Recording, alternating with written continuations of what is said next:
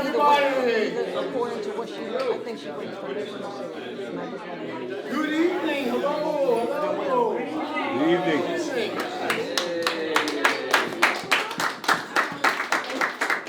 Thank you for coming out.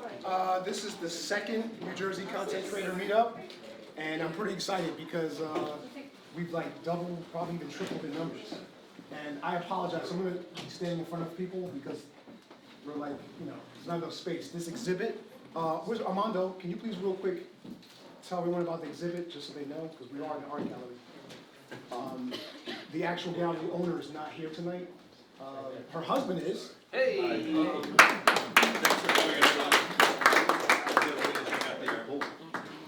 Armando, real quick, you just tell me. So the artist is Sybil Archibald, and without giving the background of what she did over a course of, I think it's 500 something days, she did a monotype a day. Like these things that you see on the wall here, and they ended up forming some of the other stuff that you see on the wall. Then she did the installations, and you can't see this right now, but this is an actual like 4D situation. I don't even want to tell you. Wait, later on we'll just plug it up, and you can get to experience that part right there.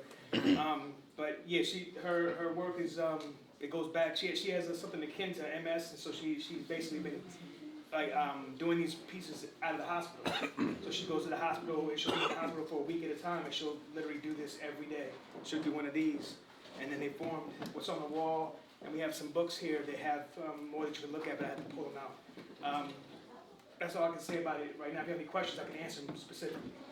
Okay? Thank you. So you're here at Clear Story, and I appreciate everyone coming. I appreciate the panelists.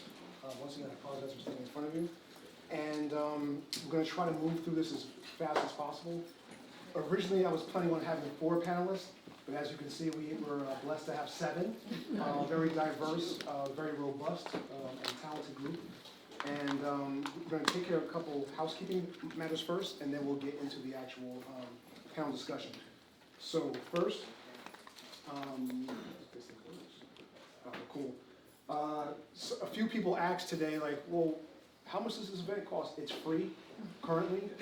Eventually, we will charge a nominal fee, like a $10 fee for our events, but we do accept donations. So if you want to help us keep the lights on and keep growing, everything obviously comes at a cost, but you can donate via the website. You can use the QR code.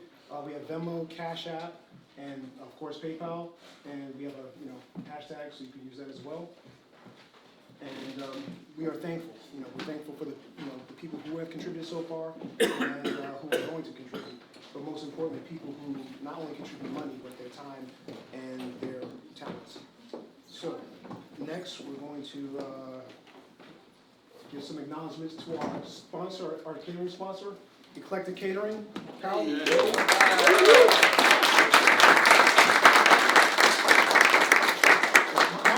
Never having a taco bar. I don't know about you guys, but it was good. I'm not sure if you tried the jackfruit, and everything was really cool. So I'm very grateful for her efforts. And of course, Clear Story, the gallery here. You can follow them on Instagram, their content, and their website. And then we have to give a special shout out. If you guys don't know, there are actually 3 meetups focused on podcasting in New Jersey. Soma Plus, New Jersey Podcast Enthusiasts, and Podcasters of New Jersey. I highly recommend you joining all 3 groups. And I really am so grateful because they actually, all 3 of these organizations actually posted the event on their meetup. They didn't know me. I just contacted them and said, hey, I'm doing this. They said, no problem. We want to support you, and I'm so grateful. In fact, we have...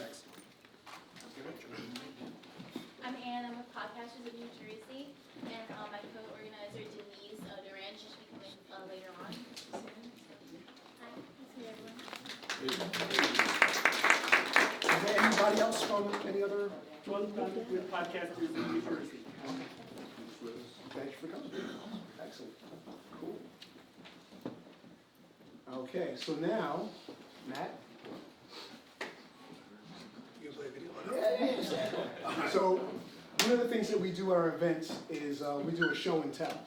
So we have so many people who have amazing talents and gifts, and they're doing awesome projects, and we need to know about them. And it's so funny, I can't remember how I came across him. I mean, literally, like, was it last week? Yeah. Last week, I mean, I saw him on Instagram, I watched his video, I said, I want this guy. I gotta get this guy. I mean, he charmed me in his video, and that's what content creating is all about, right? Getting people to connect with you via your content. And that's exactly what I did with Matt. So, you want me to play the video first, or introduce yourself? Oh, sure. Hi, my name is Matt Shalell. I'm an artist. I've been teaching art for 20 years. Mainly my art company uses art to uplift people, so we teach in hospitals, nursing homes, and things like that. But through that process, I've developed a whole new way of making art. It's all about collaborative, it's all about digital, it's all about painting and bringing that all together to push painting in a whole new way that we've never seen. It's called Paint the TV. So we don't just watch TVs, right? We're gonna use that TV to empower people to make art. And we're gonna do it by collaborating with digital artists around the world. And we connect to digital artists, we empower people by using that digital side and give them a format that they can make art in a whole new way. So we actually use acrylic paints and brushes, and we actually paint that TV, and you take that art home. So it's a whole new way of making artwork, and it brings people together. And anytime you get people doing something new together, it really creates a bond. So we're all about creating a bond. We have a studio out in Rockaway, New Jersey. We teach classes every Friday, Saturday, and Sunday. And Sunday is all about kids. Kids come in, and what kid doesn't want to paint a TV? I get in trouble because they want to paint it at home. But that's down the line. We're going to be painting people's home TVs too. But right now, it's just at our studio. So yeah, and I got the same shirt on. I just want to. I came prepared. Hey guys, happy Friday. It's Matt from Paint the TV. Hope you're doing well. What is Paint the TV? Let's take a look. So Paint the TV is all about bringing the digital world and the painting world together in a whole new way. When you come to the studio, you have an opportunity to pick the painting that you want to. Then you get to pick your tunes to rock out to and create a painting. Let's go. Now I get to paint the TV. Let's see what happens. Wait. Time lapse. Check this out. Everybody at the studio gets their own time lapse video. Now it's my favorite part. Let's paint. Here we go.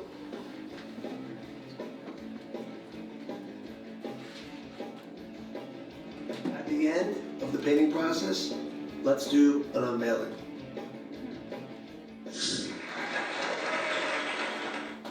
You sign it, and we frame it at Paint the TV.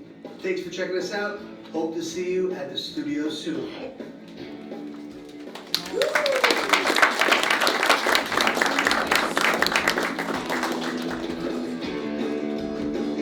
So, it's really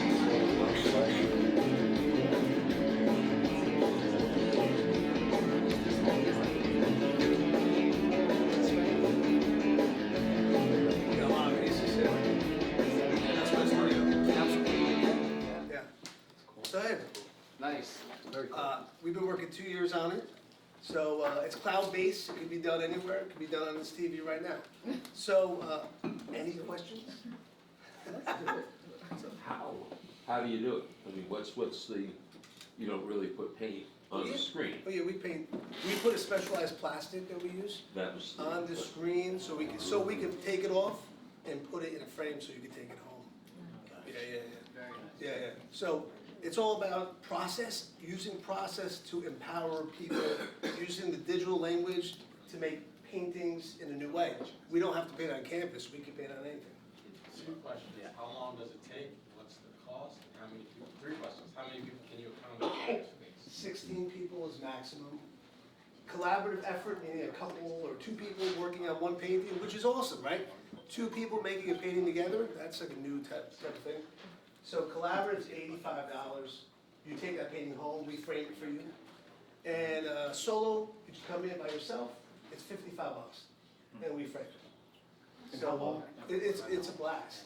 Question, so you're painting on plastic Yeah. that's stretched over the TV screen? It's attached to the TV It's screen. attached, okay, so when I bring that plastic home, Right. I could then really, in effect, wrap it around a TV at home and like backlight it with the TV. You're good if you want to. I'll show you. You have a spare TV? Yeah, actually, yeah. You know, here's like John Lennon, right? So we have couples come to the studio. The son's name is Lennon after John Lennon. I just happen to have a portrait of Lennon. Now we copyright this through Getty Images. We have a deal with them. So you know, people come in, make a painting of any. We have a lot of different musicians because I think you got to bring passion to art, and I think you connect to people that you like their art. It's a passionate connection there. We can do the new Mona Lisa. You can make your own Mona Lisa. You can do whatever you want. We have 40 to 50 designs to pick from, and that grows all the time. You can rent the studio for the night and have a party. We do that too. And one more thing, every station has their own music. So if you want to put your own music on, that's why I started doing it. I love listening to music. I love moving color, and this allows that. So it's all about flow, you know, connecting to the moment and making a piece of artwork in a new way. So I appreciate your time. Thank you so much.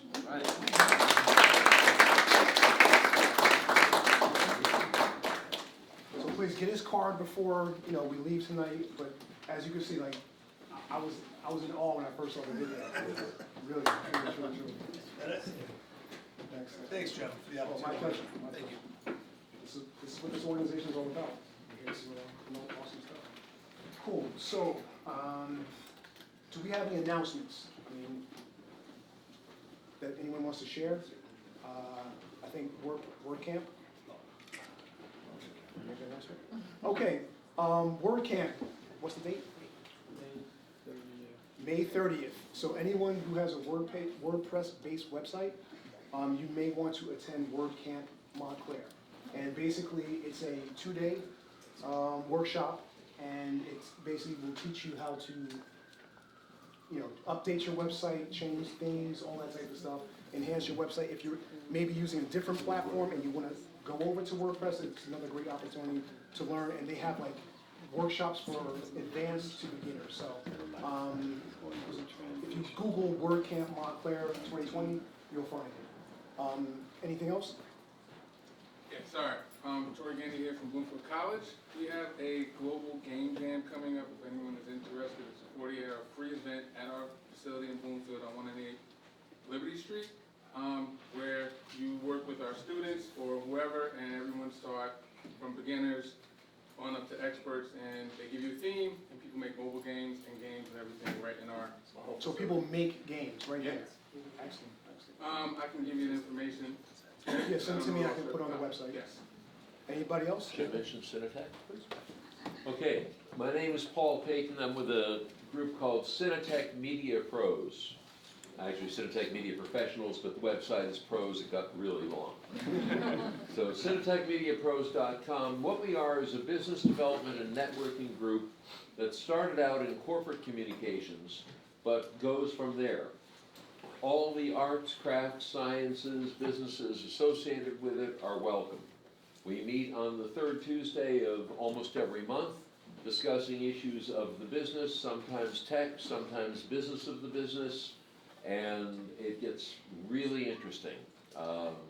We just had our show and tell where members were presenting what they do, which is where I met Joe. He showed his stuff, and I said, this is interesting, I gotta see what he's into, which is how I got here.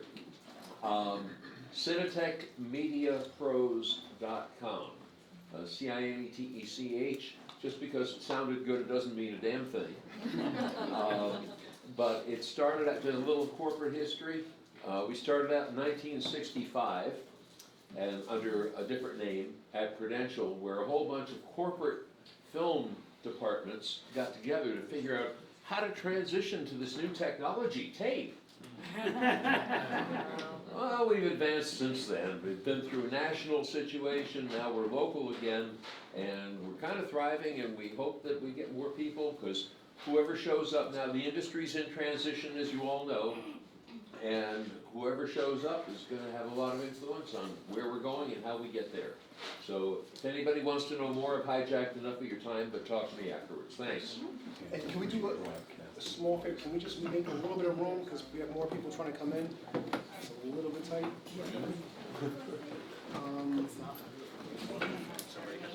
Okay. One more quick. Yeah. 30 seconds? Yes. All right. Hi, everybody. I'm Rosalind Choice. They call me the expert maker. I work with people who have expertise in a specific area and help them monetize their mission.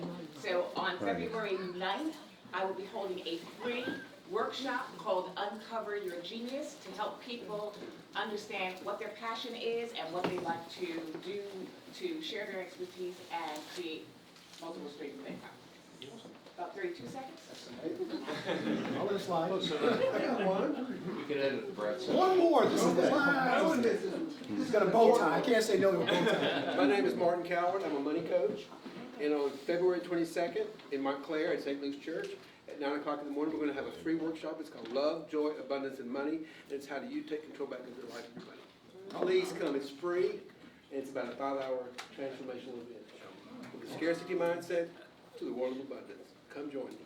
Okay. What time? 9 o'clock, St. Luke's Church. So, I have a prize here. And then we can finally start the panel discussion. The business of podcasting. Give it a quick. Sure. I'm Steve, Podcast Steve on Twitter.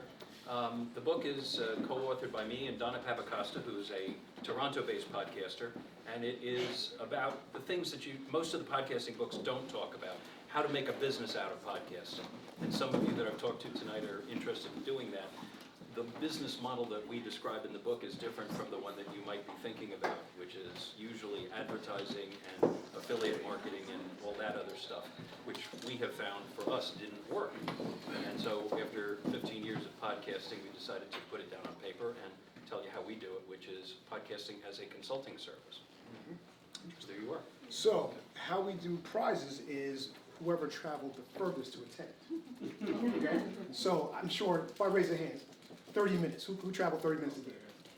Or more, 30 minutes or more. That's everybody, right? Probably. Okay. Anybody travel an hour? Hour and a half.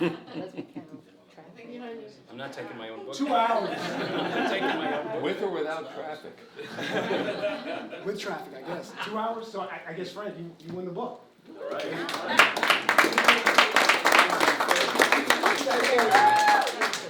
I should give it You away. can give it away if you want. Shall we help? That's why you put me on a panel. It was close. Okay, so let's get into this. So basically, we have 7 awesome people here who are going to talk to you about their experience as podcasters. I didn't want to really go too far in depth into who they are. I more so wanted you to learn it. Oh, I'm sorry. Same piece. From what they do. So each panelist, I'm going to have a quick excerpt, a 60-second excerpt, so you can understand what they do and how they do, and then of course you can ask some questions during the panel discussion. So our first panelist is Frank Sasso, and we'll hear about his Teeth. Dude, where'd you get that picture? I wish my teeth were that white. Oh my God. So we'll do the quick excerpt, and then Frank, you can just say a few quick words after. This episode of Trenton Waves is brought to you by... If you're a digital video editor, you need Edius. Edius is all about giving editors the creative freedom to create any application environment. Download a 30-day trial today at edius.net. Hey podcast, it's Frank Sasso coming at you. Listen, Trenton Waves' 50th episode is coming up. So here's what we need you to do. We need you to go and vote for your favorite episode. We'll count up the votes, rank them, and then on February 3rd of 2020, we're going to have a special guest host sitting with Christina and I, and we're going to present a special top 15 countdown of your favorite episodes, leading down to the #1 favorite episode as per you, the listener. The deadline is January 28th of 2020. Go to TrentonWaves.com/top15 to cast your vote. Sasso out. Hi, this is Dave Lapidow, the Hebrew Hair Blacksmith, and you're listening to the Trend Waves Podcast. Are you ready? It's the official, unofficial podcast of the city of Trenton, New Jersey. With your host, Frank Ferocious Sasso. Trenton still makes and the world still takes. Hang tight, because we're gonna meet the lifeblood behind the culture, food, arts, music, rock and roll, punk rock, air, books, education, talent, events, of Trenton, New Jersey. Here's Frank. Here's Frank. Few words to follow that. God. Frank Sasso, former UFC fighter, retired. Also an animator. Formerly worked with Ren and Stimpy. Every episode I was the penciler for Stimpy. I worked on the Little Mermaid, the backgrounds for Little Mermaid, and the 3D ballroom scene for Beauty and the Beast. Without knowing I was working on that. That was 25 years ago. God. I own New Pod City. We're the only podcast hosting company in New Jersey. We're based out of Trenton, New Jersey. We have about 40 plus podcasts on our network, and that's really a lot. about it. Yeah, that is a lot. I guess that's a lot, right? And just happy to be here. Thank you. Thanks, Frank. What's the website again? What's the website? NewPodCity.com. Okay, thank you.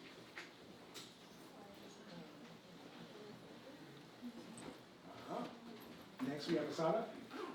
We'll go into, once again, her excerpt, and then we'll have her say a few words.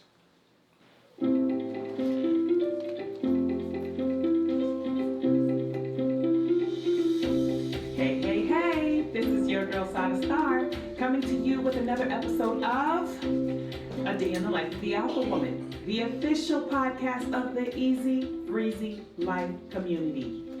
Happy New Year! I have missed y'all. I have missed y'all so much. I have missed podcasting. I have missed blogging. I have missed just being able to come here every week and share what's on my heart with all of you.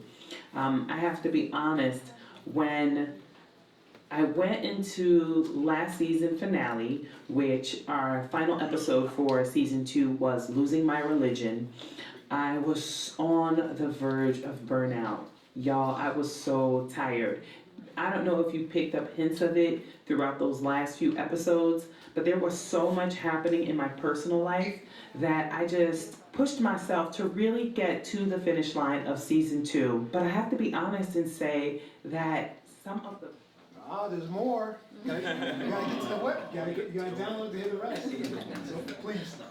Hello, my name is Asada Oluwadara. By day, I serve as a dean at Rutgers, New Brunswick, and by night, I am a podcaster and a blogger through a platform that I created called www.easybreezy.life. And the purpose of this platform is to take Christian principles and give women who are leaders in the secular world, but also Christians, an opportunity to apply their faith to everyday life. And so sometimes faith seems very novel. We talk about it in church, but we don't know what that looks like in the workplace. And so this is speaking to women who are in leadership to avoid burnout, to focus on their wellness, and talk about all aspects of our life, from our faith, our family, and our work lives.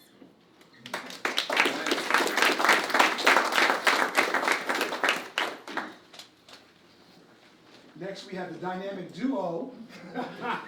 These two handsome guys. And I will let the audio do the talking.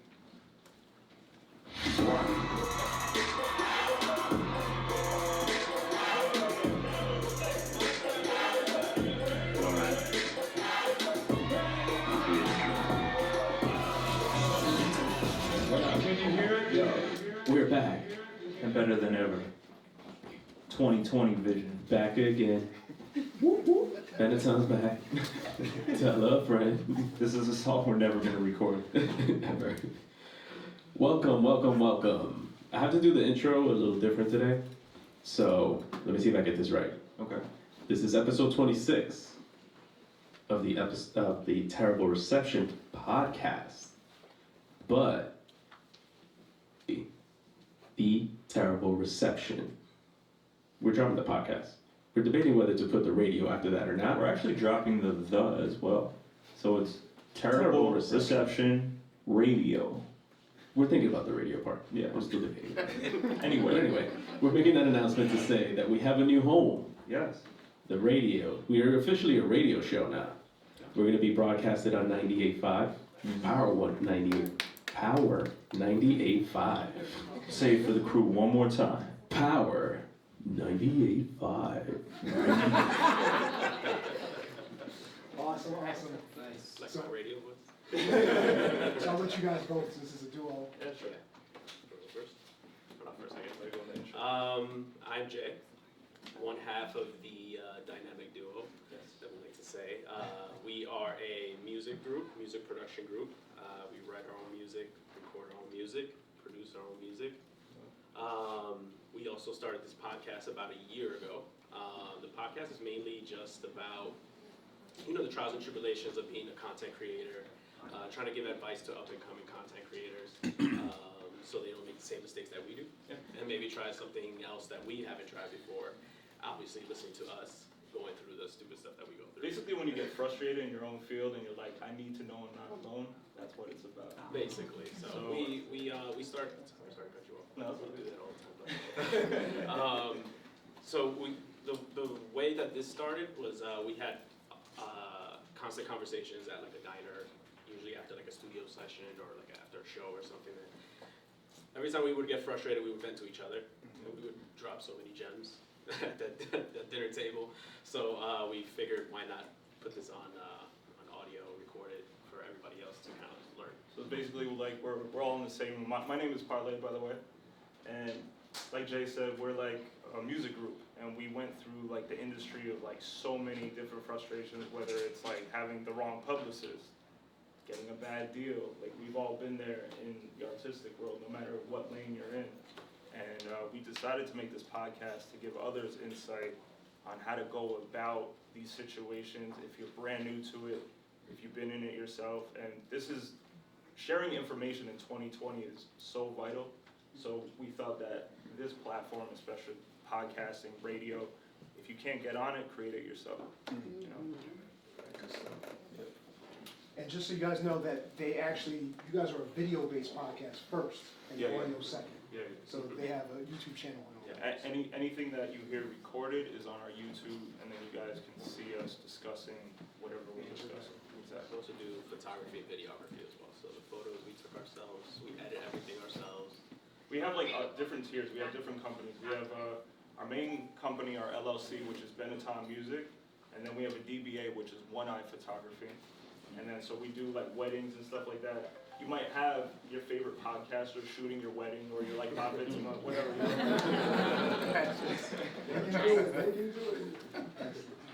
Just real quick, I forgot to do the one housekeeping. If we could just mute our phones. I hate to interrupt when people are talking, plus we're recording everything. So I really appreciate that. And next, remote will work. We have Danya, and we'll do the excerpt from Danya. And Danya is her podcast is very interesting. And we're gonna have some fun with what she does, because compared to everyone else, it's very different, very unique, and very important. But I'll let the podcast speak for itself.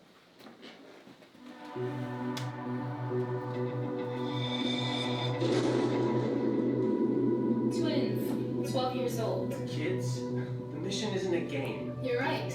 And it's a mission that you can't meet alone, Lieutenant Mendez. You need help.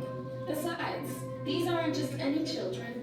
They are family. I want to finish reading this comic book. Take back time. American soldier Lieutenant Horacio Mendez is fighting a war on a foreign shore when he's pulled through an interdimensional portal into a time storm. I don't do interdimensional portals.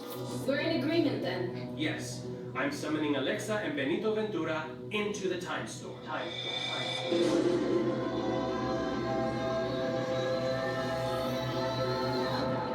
Can't believe you're here!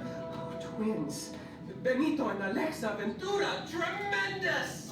You can travel in time, and whenever, wherever you arrive on Earth, you'll exist alive as can be.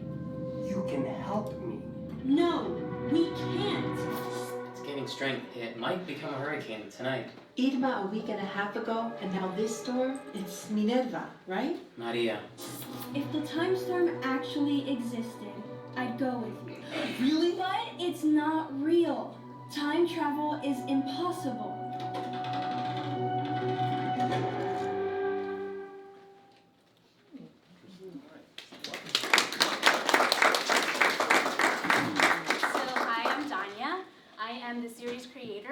writer and voice director for Time Storm, which is a fictional podcast for children. And Michael Aquino, who is my partner in crime and my husband as well, is here. He is the sound designer and composer of the music, so he did all those amazing effects.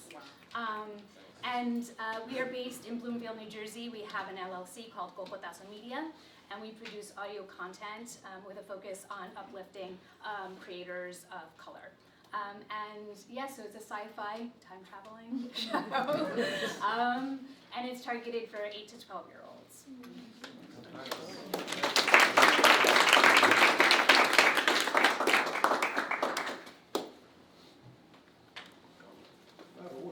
Yeah.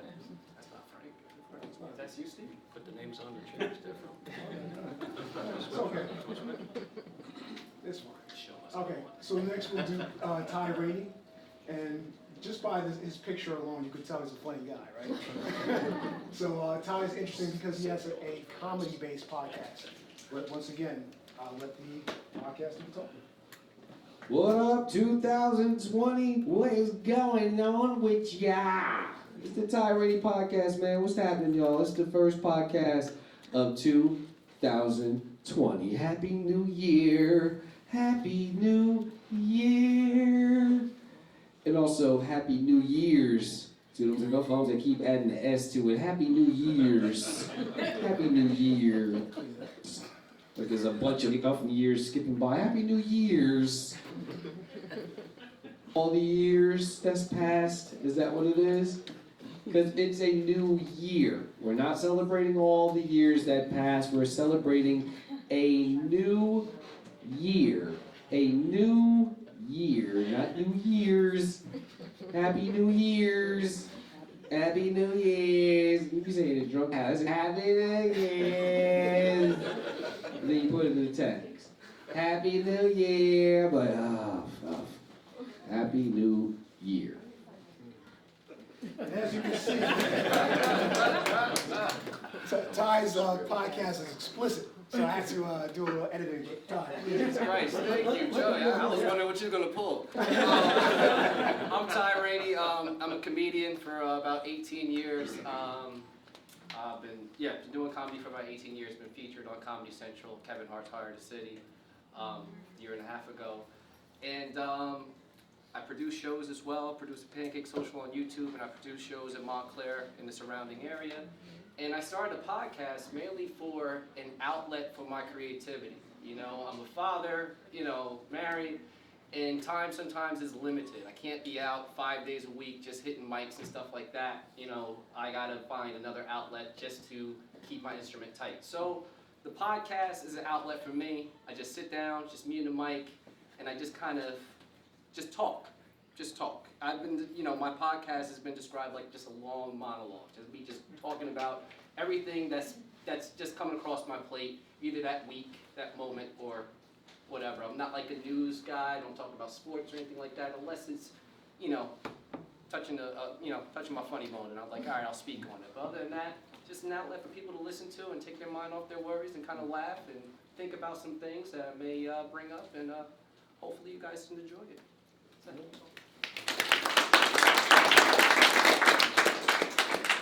Lastly, we have Steve. Save the oldest for last. No, the best looking for last. And it's for, can I tell a quick story about you, Steve? Of course. Okay. I've only As known long as Steve. it's a clean one. It's clean, okay, definitely. It's funny because I've been researching, I'll talk about it actually at the end of the event, for some time now, basically every podcast in New Jersey, New Jersey-based podcast it is. So I found Steve's podcast, and I sent him a message saying, hey, I've got this event coming up, I'd love to have you attend. And Steve was like, he replied immediately, I'd love to be on the panel. And I'm like, okay. I already have more than, in my mind, like, I have more than enough. But in the message, he also said, hey, I wrote the book on the business of podcasting. And I was like, I can't deny the man who wrote the book on the business of podcasting. So that's how he's here. But see, please let them know what you do, how you do it. Thanks. Wait. You gonna play? I can play first. You gonna play? I got caught up in the moment. Which one are you playing? Well, Sunday was the 40th anniversary of the legendary Grateful Dead concert at Englishtown Raceway in Monmouth County. An estimated 150,000 Dead fans crowded the Western Monmouth County racetrack to hear long sets by the Marshall Tucker Band, the New Riders of the Purple Sage, and of course Jerry Garcia and the Dead. I was at the concert for the Asbury Park Press and WJLK Radio, and I had this conversation with John Shear, the concert promoter who organized the event. I think it's great. The kids are having a good time. There's no problems, no major medical problems. It's going real smooth. One of the technical notes, it was the first rock concert ever covered using a portable computer. You can read more about that next week in CompuSchmooze, my computer column at jewishvoicesnj.org. And we'll have a podcast about the Grateful Dead concert and the technology at statebroadcastnews.com.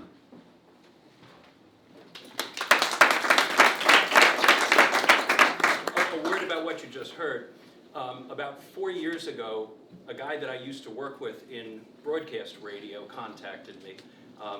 He is still, 45 years later, the club DJ at the Stone Pony in Asbury Park, a fellow by the name of Lee Rowicki.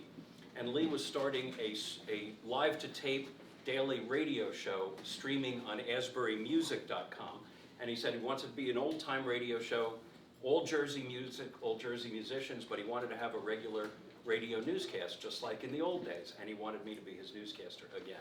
So it's kind of full circle. I started my career in broadcast radio a long time ago. Someone was talking about learning how to use that new thing called tape.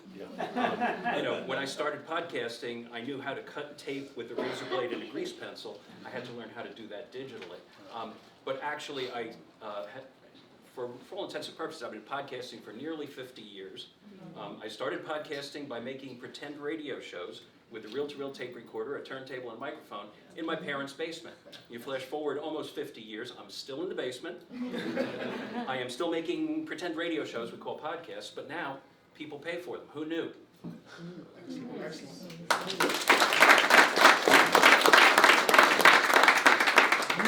We have some people in the back that need to sit, so we can make just a little bit of room for them. Mr. This is Bono, very anyone fake, else? Joe.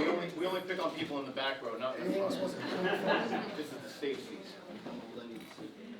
Okay, so we have a couple of planned questions, and of course, we'll have time for, for us to open the room. So let's start with base camp, ground zero. What inspired you to start your podcast? So who wants to take that first question? Please, don't jump out. All right, so like Jay said, we did the Jersey thing and we went to diners a lot to discuss our frustrations as friends and business partners. So basically, again, as musicians, as artists, as photographers, we always end up in crazy situations, both in our personal lives and within the workplace at the end of the day. So Jay and I, it was basically, we weren't gonna approach a podcast at first. We said, you know what, we already have too much going on. But Jay said, you know what, this has almost been like my passion project for a while. And he said, you know what, let's try it out. We started off with like literally the smallest little like lavalier lapel mic. We like stuck it to our sweatshirts. It was like we put it between us. Oh, we put it between us.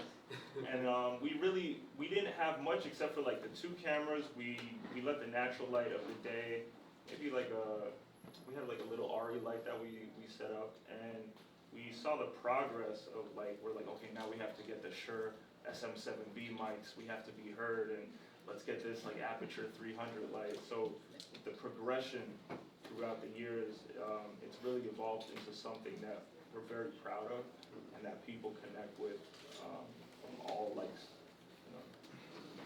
It's a really good production.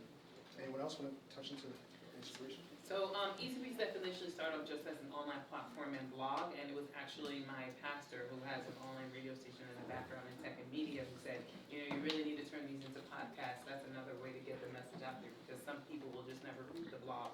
But so he encouraged me to keep it short, keep it sweet, and a year and some change later, here we are.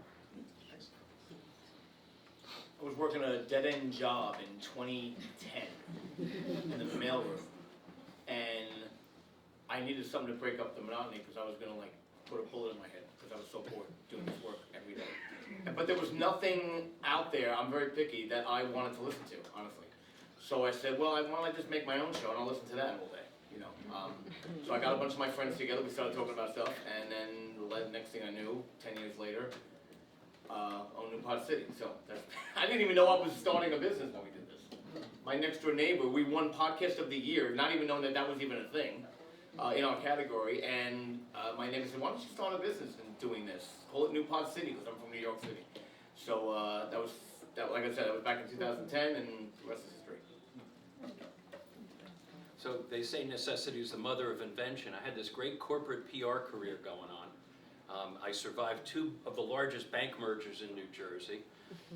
I got promoted. I got a retroactive pay increase, and then they reorganized again and fired me, which is pretty typical. And yeah, I like to say they promoted me to customer. You know, looking for something to do, my first reaction was, you spend 30 years as a corporate PR guy, let's set up, hang out the shingle and do corporate PR consulting for the C-suite, the chief whatevers. The problem is, no matter how good you are at that, or whatever it is you do, you can't compete with these big global agencies. Because, you know, somebody who has 30 people on the ground in Tokyo is always going to get the contract, right? As luck would have it, this is the beginning of the social media era, which at the time was new media, 2004, 2005. My wife happened to hear an early feature on NPR about podcasting, and she said, dude, with your radio background, she didn't say dude, she doesn't talk. She said, with your radio background, you should be doing podcasting. And I started listening to this feature, and I said, oh my God, this is what I was doing in my parents' basement.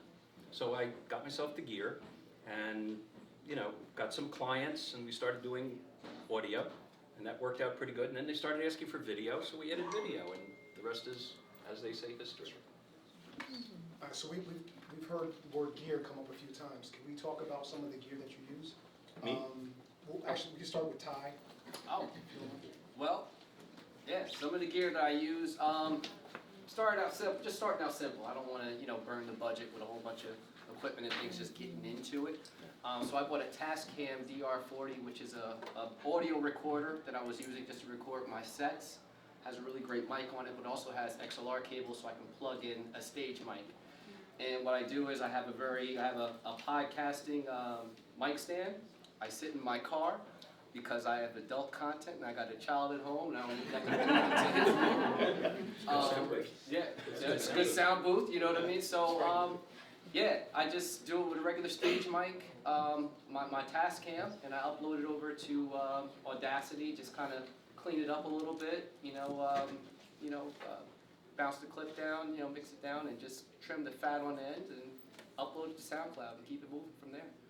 I try to run it lean and mean. I do it by myself just because I have a more flexible schedule, and sometimes I have control issues, and I can't control a co-partner or co-producer said, hey, I can't make it today, or hey, I'm late, or whatever. I'm doing it regardless. So I'm able to do it wherever I want to go, and just kind of whip it out, start talking. So that's my. Now, Ty, you brought up co-pilot. Yeah.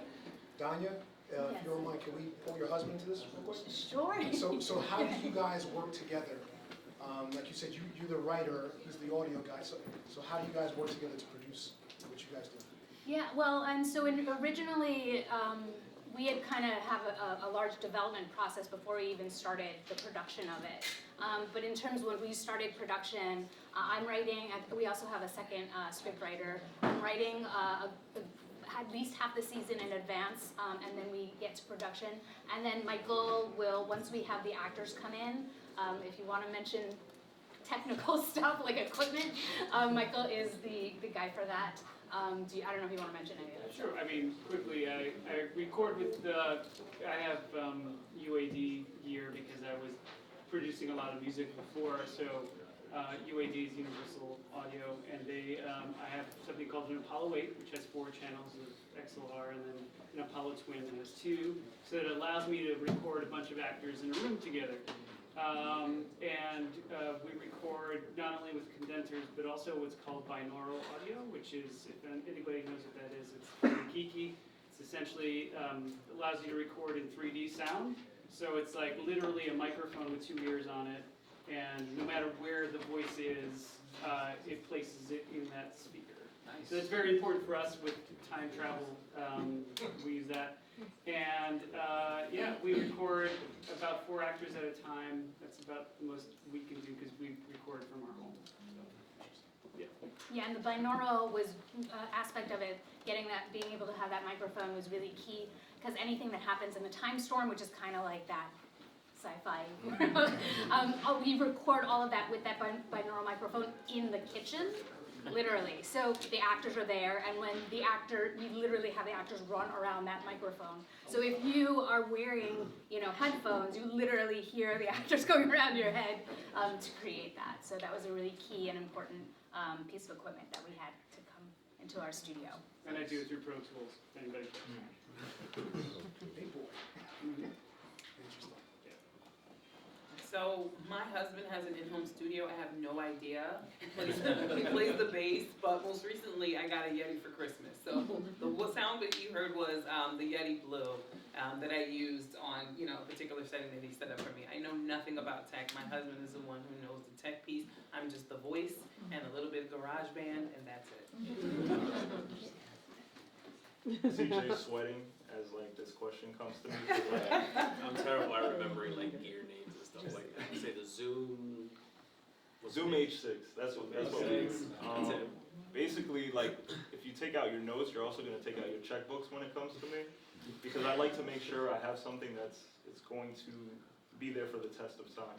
So basically, when I did my studies, I found that everybody's voice is different. Like these two gentlemen have incredible voices from what I heard. They have like very nice radio voices. So sometimes like a RE20 from Electro Voice would round out their voices, and you'd be like, wow. Some ladies in here might be like, you can come into my bedroom, man. But like what Jay and I like to use are like SM7Bs by Shure, and then we put those into a preamp called a Cloud Lifter. So already you're spending about like $900 there, but it gives you that clarity that you need when the main focus is a podcast, so why not invest in yourself when people are listening to your voices and they want to hear you the way that you are in real life. So we do that. We do the SM7B into the Cloud Lifter, into, like this gentleman mentioned, into a universal audio. I have the Solo. Oh, the Solo. The Solo, but it works since we're just plugging in. And then we go into Pro Tools. And sometimes if you can invest into like plugins kind of from like, I would say, I don't know, like Waves. Waves has great plugins.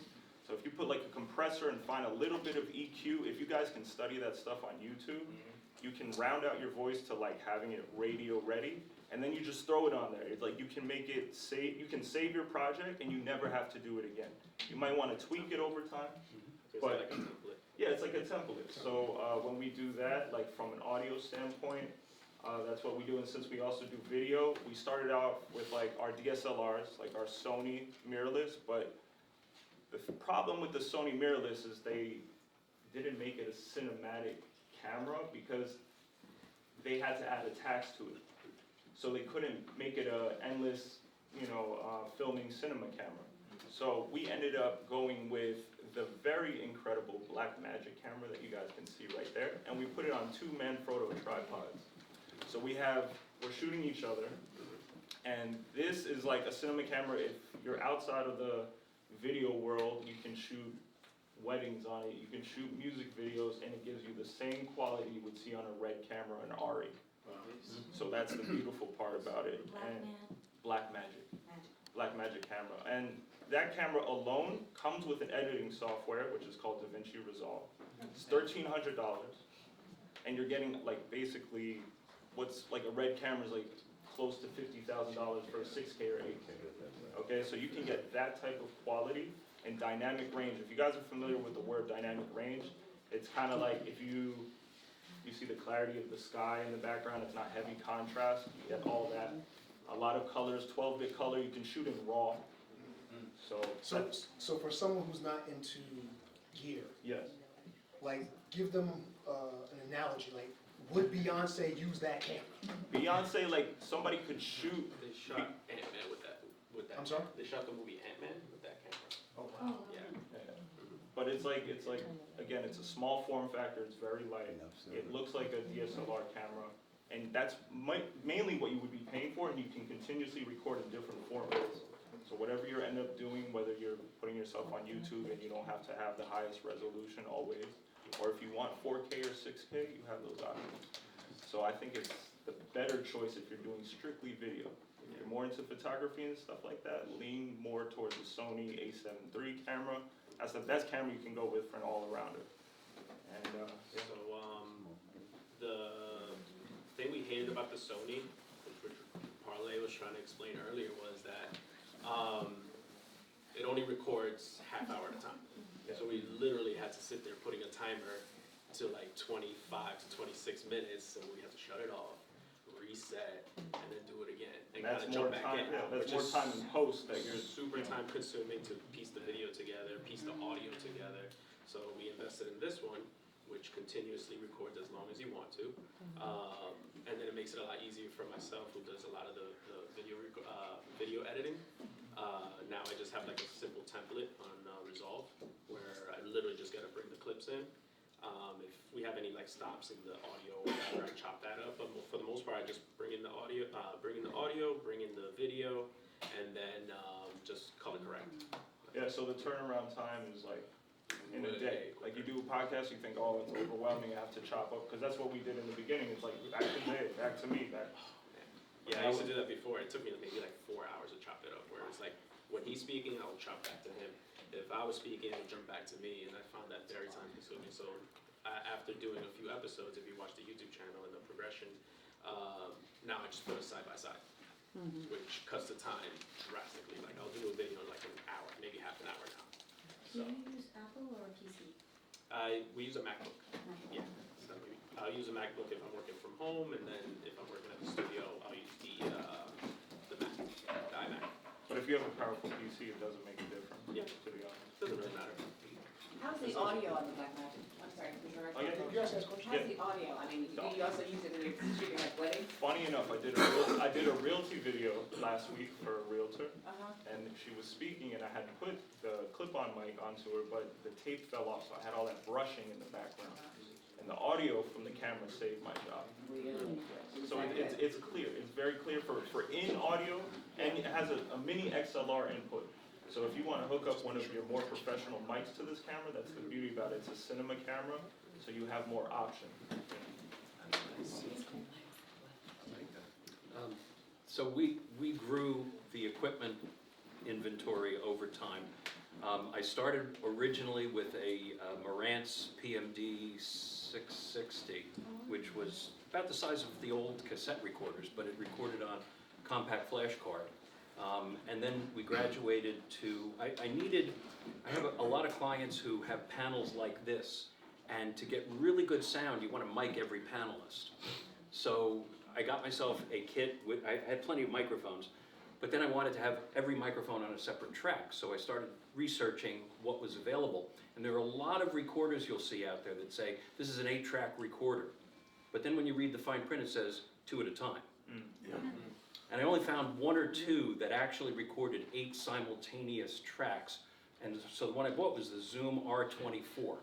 It's a nice deck. You can bounce up to 24 tracks, so for musicians, it's terrific, and it records on an SD card. It has XLR inputs, so you have your professional microphones. And so that was the first multi-channel field recorder. We do a lot of stuff where we're grabbing just house audio, which is typically a mono mix. So for that, I don't need the 8-track deck. And we got a couple of Tascam DR44W, which is a little bit up from the D40. So we have a couple of those. We have a Zoom. And then I was blessed by my daughter's choice of a husband who was a commercial contractor, commercial developer. And about 5.5 years ago, I needed to redo my basement to make it into a functional studio. I said, what should I do to fix what I have? And he said, gut it and start from scratch. And he did, and I'll be happy to show you a picture of it. I have a fully configured TV interview studio with a master control room, and I can do video and podcasts, and we do remote interviews. I have a client who comes in and talks to people all over the world, and we patch them through. We use Zoom for that. We're gonna go from Zoom audio, we're gonna start doing some with video. I've done that for other clients. It just, you grow the equipment when you need to. It's really important. The other thing I would say about equipment is, I believe in relying on equipment that's dedicated for the purpose. I know a lot of podcasters who start out recording on their computer. And so they're using Audacity, which is fine for post-production. I'm not, trashing Audacity. But if you go out with your laptop to record something, and you plug the mics in, and you're recording, and everything's going along, and all of a sudden your computer decides it's time to update Windows. That can happen. People record audio or video with their cell phones. It's a big battery suck. And I know photographers for local newspapers whose job it is to go out and take still pictures, but also shoot video, and have to shoot video on the same iPhone that the desk is calling them with new assignments on, and guess what? They have to run back to the car and charge it up every 10 minutes because of that. So dedicated video cameras, and again, because of the limitation you mentioned, on a lot of the things we shoot are seminars, long form conferences, 2.5, 3 hours, multiple panels. You can't have a camera that shuts off every 30 minutes. So a dedicated video camera, it may not need to be, a Blackmagic. We have Sony's, HD has been sufficient for what we do. And microphones, I just bought 2 new mics for the studio. I have in my master control room, I have it's MXD CL1, I think it's $150 at Sweetwater, or I'm sorry, at BWS USA, Broadcast Warehouse. It's a great broadcast, and they now sell to podcasters, so bwsusa.com. And they have great service and great quality stuff and pretty affordable. These are about $150 each. I bought 2. I now have 3, one in the studio, one in the interview room. And it just has a really nice sound. That piece you heard was recorded with that.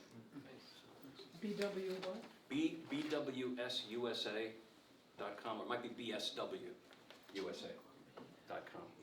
It's a broadcaster's equipment place. I just want to add to them that they're all on point. No, I'm saying, but your setup, can you explain? We started out on my cell phone. That's what we had. That's all I needed to do. I opened up a closet door and spoke into my clothes as it worked. I don't know.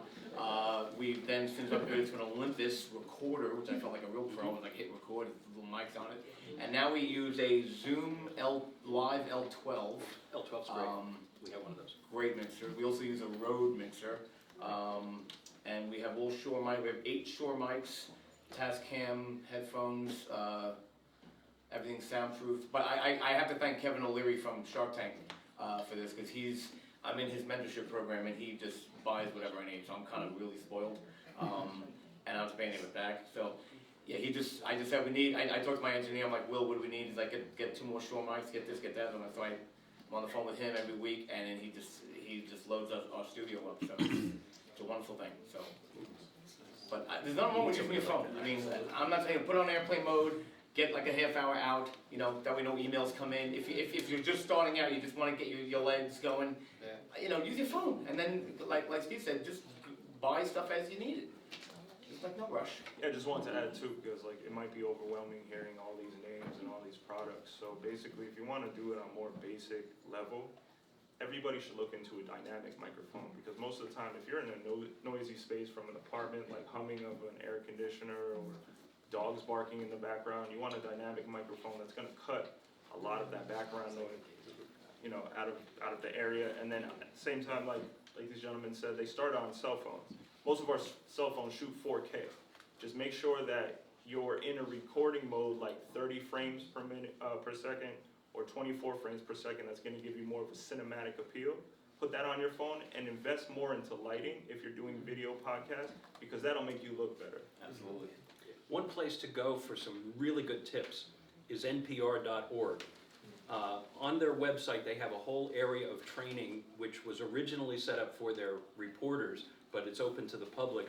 All kinds of tips for how to get good sound, how to edit properly, how to record properly. And you laughed when he said he recorded in his closet, speaking into his clothes, but actually one of their tips is if you're in a hotel and you have to record in the hotel room, you take the blanket and put it over your head with the microphone, and honest to God, it really works. Recording in your car is great. The cars are soundproofed, as long as, you know, not running. Not on the turnpike, and not while you're driving. I think I just want to throw out also for anybody who's like thinking about it, don't necessarily feel like you have to have video immediately. Like that's something that can come later. So I mean, I think you want to learn some things as you go along, and then once you feel comfortable with that stuff, then you might want to add video. But don't feel like you have to do it all at the same time. Right. Very true. And just out of curiosity, how many people are currently a podcaster in the room? By show of hands. Okay, who here is interested in becoming a podcaster this year? Excellent. Jump in. It's a lot of fun. I also say that jumping on NPR, Air Media also has great resources as well. They have a bunch of podcasting information, how to record, business side of things as well as PRX has a bunch of podcasting 101 videos that were PRX? just released Yeah. this past year, and they're very good. They're like a few minutes long each episode. They're really quick. It just gives you the basics of podcasting. And if you look up the Google Podcast Creator Program, it's their 101 videos. 10 videos, they're really great. What's that called? The Google Podcast Creator Program, 101 videos. It's a long title, but if you want afterwards, we'll show you where. Yeah. Question? Moving away from the technical piece, how do you organize your content? Do you just like outline it? You know, Ty, you just kind of said, if I heard you right, you just kind of just sit down and just. Yeah, sometimes I make notes and then I leave them in the house. And then I'm just like, all right, whatever was on that paper, I'm trying to remember. And then I just kind of go. I write, so a lot of the stuff, the material that I go over, you may hear on the podcast, is stuff that I actually live. So a lot of times I'm just trying to hear it, trying to get it out. But yeah, I've taken notes sometimes, and sometimes for me it just sounds too scripted, you know, because I'm not that type of person. I don't speak like that, like, okay, and then last week we ran into, no, you know, so yeah, I mean, if that's your style, you want to take notes, I mean, it helps, it keeps you in some kind of like structure of what you're doing. I'm kind of like all over the place, but I think that fits my personality, and that's just how I like to work. Yeah. It all depends on the type of show you're doing. So you could be doing a narrative, you could be doing storytelling, you could be doing one-on-one interviews, right? You could be doing repurposed content. One of the shows we do is my wife and I, we have 2 questions that we're always going to ask the guest. 2 questions. But a lot of the content will come out of, like my wife and I are very, very quick on stuff. We know each other, like how we work together. We try and make our guests feel just a little bit physically uncomfortable. Like we have them on a dynamic mic, right? So that they're forced to speak right into it, and and we keep a hardback chair, and we're on condensers, so we kind of sit back.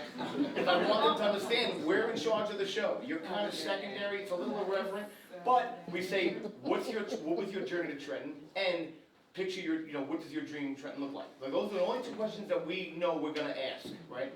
Based on everything else, whatever they say now is just. It's just fair game, and it just comes out. So it's a very natural sound to it, like being very, very real, you know. So I think it depends on the show, the type of show you're doing. Obviously, their show with the time travel, I'm sure it's like the script. They got actors running around the kitchen. I mean, there's a whole plan. You know? Whereas, I'm drinking coffee, I'm eating an apple on the show. It's just the way.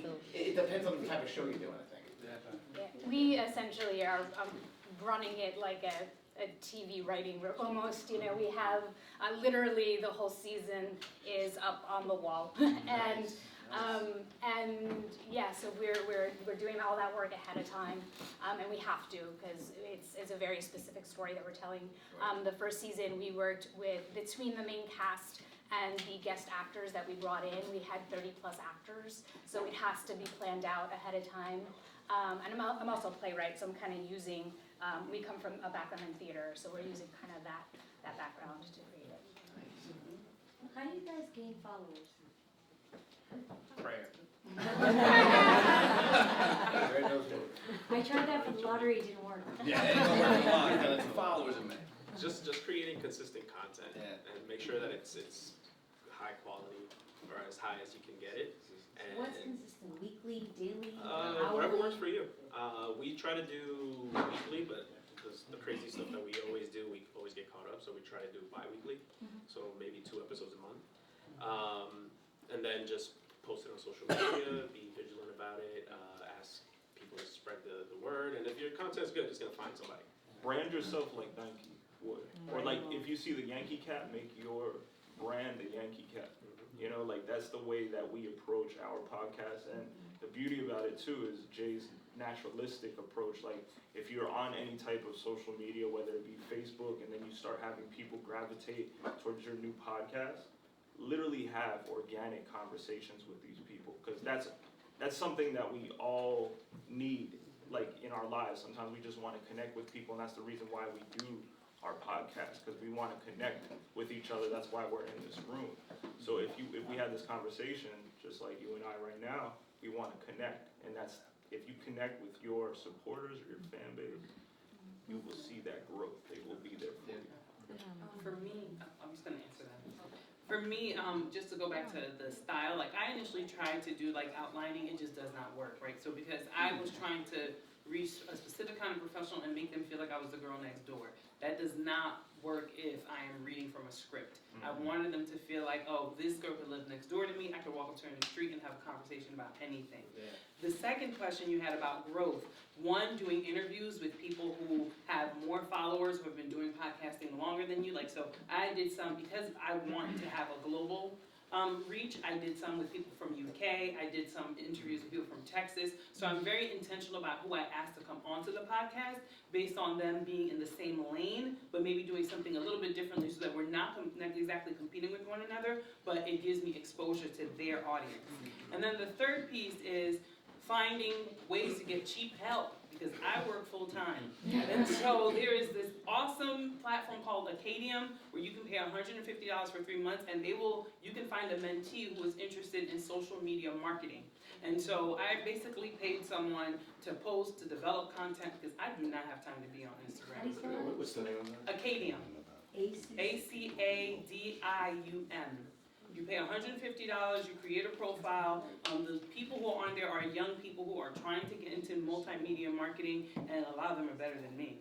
So, you work with them, you can contact them weekly, you can work with them on a platform, and I worked with someone for 3 months, and she did amazing things for the platform in just, again, branding, doing all of that work, because for some of them that comes way more naturally. If it's not your niche, you want to connect with someone who is trying to do it, but is maybe on their way up like you are when you're just starting out. And how do you monetize? Yeah, that's the next question. I can start with that one. So I initially started using Anchor.fm, the platform, because they will syndicate onto 10 different platforms without you doing any of the work. But Anchor.fm? Yeah, Anchor.fm. Don't write it down. You don't like it? It's horrible. Well, if you record on there, it's horrible. Right.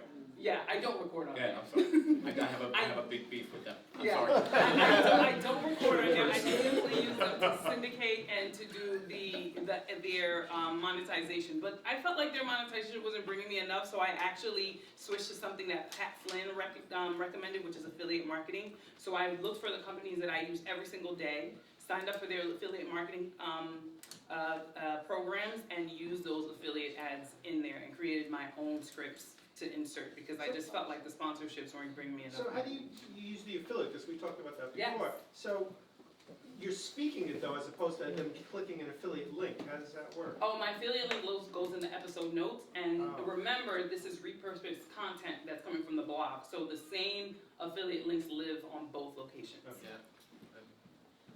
Frank, you want to go into monetization, please? That's one of the things New Pod City specializes in. We actually, it's actually our 5th leg of service where we do monetization in an interesting way. All of our podcasters can kind of take part in what we call podcast profit sharing with our company. So what happens is we have about 40-something odd shows on our network. So let's say I get a sponsor for Trenton Waves or Bella and Me or one of our other shows. New Breed, it's a podcasting show just about how to podcast called New Breed. So we get a sponsor to sponsor New Breed, and now that sponsor saying, hey, I'm getting some feedback, I'm getting some phone calls from people saying they heard about me from New Breed. What else can we do? I'm like, well, we have 40 other shows that we can now spread your promo onto. You're reaching all these other kinds of audiences that you never would have normally reached. And when that happens, the hosts of those shows now share in the in the money that the sponsor's paying for those shows. 100% of it. I don't take a dime. They get all of it. They get whatever percentage. However many times they're playing the promo. There's different types of promos though. You can have them. The client may give you a promo that they already have spent $100 or thousands of dollars on to record. You now just drop it into your intro or before or your outro or in the middle of the show, depending on how long it is. You can do. We actually produce promos. So that one promo that you heard in the beginning, the Edius Pro from Grass Valley Group, and heard of Grass Valley Group? Yep. Yep, the Cadillac of the switcher industry, right? Used to be anyway. Now they're a Belkin brand. In any event, I used to work for them. So, so they wanted to do a thing about their new, digital editor. We cut a promo for them. They wanted to do it on one show to start out. They sold a bunch of those editors just from that one show, and then since then they expanded over to 5 other shows. Those podcasters are now making money for a deal I closed, right? So that's another thing. So we can produce a promo. The other thing is a host read copy, where we either write the copy with our copywriters, or the client will give us copy to read, and we'll just read the copy in our voice.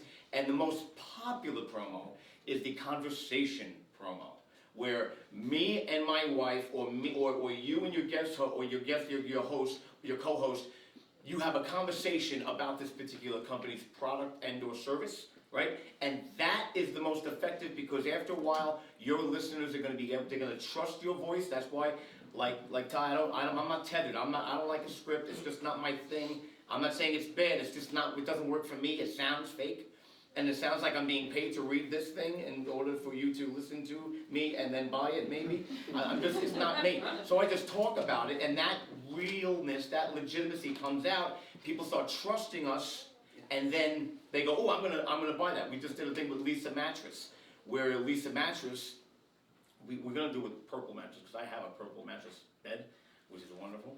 But they don't pay me, Lisa does, so I don't tell that to anybody on my show. In any event, I tried the Lisa Mattress app. It is very cool. I did try it. They actually give you one to try if you have the numbers and you can kind of prove it. All right, because there's a lot of buy YouTube views out there that do a lot of craziness, and then they can't produce anything, and then they wonder why they can't make any money podcasting or vlogcasting. So I guess the big takeaway is when you have a sponsor, if you have a way to offer them more exposure than just your show, that's fantastic. If it's just you and by yourself, New Pod City is you're in business for yourself, but not by yourself. You're a podcaster for your show, and we pack your show in, but you're not. It's not just your show. You now have the benefit of all these other shows on the New Pod City network to be able to work with. We cross promote each other's shows all the time. We do drops on each other's shows. We're guests on each other's shows.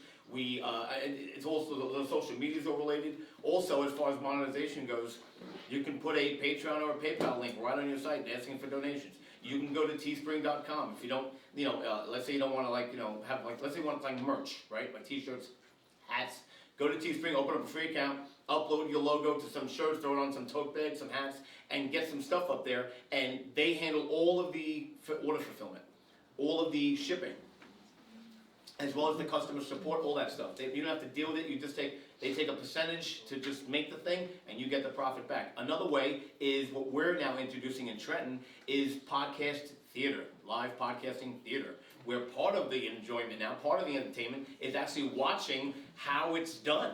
So you see the mics and the cables, and you see the guests waiting, and you do audience participation. That's very, very cool. And yeah, you can charge tickets to this, and people will buy it. You sit there and watch you talk, not even to them, to each other. I'm telling you, we have 3 theaters already set, ready to do this. Frank, we're ready to do this. Another way of making money. So that's another way. Another way of making money, or at least customer or listener engagement. We had a show called the Who's Your Daddy Godcast. That was our first podcast we ever did. Who's Your Daddy Godcast. And we called it that because we're born again Christians, think of that whatever you will, I don't really care. I'll sleep fine tonight. I'm very politically incorrect here. I notice I really don't care what you think. In any event, so we did this thing where we're talking about the Bible, but these two New Yorkers with that whole New York thing, and we're very kind of in your face, but not really in your face. And we got so much traffic on those shows, we had to put a show a month aside just to read the emails. That show started with 6 listeners. Me, my wife, my parents. 2 people just happened upon it. I was so excited. I'm like, I don't know these people. They're like in India or something. That show today, that was in 2010. That show today has over 250,000 active, not subscribers, active listeners who actually download the file. Not the ones that just hit subscribe and don't listen. The active listeners. So I know there's actually more than that have subscribed. It was based on that show that we were able to launch all of our other shows. We've launched shows that I have no idea. I'm like, Kevin, I don't think this is going to work. Not Kevin O'Leary, Kevin Lawton. He does a show about logistics. It's called the New Warehouse Podcast. And I'm like, dude, no one's going to listen to this. He's like, no, I really do. I'm like, what is it about again? A warehouse stuff? Like how to move something from here to here and it gets taped? I don't understand. I don't get it. Well, that guy is now making a full-time income every week that he would normally make in a month. He's now making every week. And he said, Frank, when can I quit my job and do this full-time? I said, easy. Here's what you do. If you can bank your paycheck on your job, if you can bank it for 6 months and don't touch it, quit your job. He's in his 5th month of banking his full-time paycheck without even touching it. And now trade shows are paying for his way to come out, and I'm like, I listen to the show, I can't get through 5 minutes of it. I can't. I'm like, Kev, just keep doing what you're doing, baby. You're making money, you're paying your bills. Just keep doing what you're doing. You're banking your paycheck. Keep doing what you're doing, and that's what's starting to happen. People are understanding I can do this full time. Listen, I got left back in 4th grade. I got left back in 8th grade. By the time I was a junior in high school, they were going to leave me back. I quit. I had to go get my GED. You have to take classes to get your GED. Did you know that? You have to take. I would cut those classes, and I never went to college. Sorry, I did go to UCLA for a short time, and that's the university on the corner of Lexington Avenue called Baruch College. And I was only there because of my brother, who was also a student, and he needed a ride. And yet today, I have a guy who has a PhD who calls me boss. So you don't have to be well educated to be successful. Well educated just means you're educated. That's great. But you know what? A man with no feet can't teach you to dance. I've dealt with so many podcasting companies, their customer service people. Forget even knowing how to run a podcast. They didn't even, most of them didn't know what a podcast was. They were reading off of a script that Podomatic and Anchor would write for them to read off of. No offense. I have a I became an undercover client of Anchor, and I saw what was really going on. If you want to read about Anchor, you can go to my website and read the article I wrote. It's all, anyway. But we're making money podcasting. Yeah, you can make a full-time income podcasting. Get yourself with a group that you can work with, where you can share in the money that one podcaster is making. Collaboration is great. It beats competing any day. I don't want to jump over dollars to get to dimes. I want to collaborate with other people that can help me where I can help them, and we can meet every month, but we're also making money together from the same source. That's pretty much how we do it. And I'll tell you what every other podcasting company does not have. They don't have Will Foskey, they don't have Joe Campbell, they don't have these guys, and then if they don't have these guys, then they don't have a group of people that are working, locked hands together toward a common goal with a strong emotional, relational bond to explode this thing, especially in Trenton where they said it never could be done. We're doing it. They no question. We're going to actually fill, I'm guaranteeing this, we're going to fill coliseums with people watching how a podcast is done. Just so that they can throw their question. I hope they ask my question. You ask that question on the air, that person will tell so many people how cool you are, but don't be a jerk about it. Because they'll tell 10 people how cool you are, but then if you're a jerk where you have one bad day, they'll tell 1,000 people what a jerk you are. And anybody with a keyboard connection, or an internet connection and a keyboard is an expert these days, of course, right? Because we live in a society-driven society. It's a review-driven society. I've gotten stuff written about me you wouldn't believe. But you know what? I read it. I don't read just the good emails. I read the bad ones, and then I answer the bad ones. And then I wind up getting more bad ones because they know we're going to read it. The stuff like Steve here and Kevin O'Leary, the stuff these guys forgot, I haven't learned yet. And yet I'm still at a level where I can make a full-time income. The stuff Steve forgot, I haven't learned yet. And yet I have 40 podcasts that are calling me, and we're all working together and we're making money.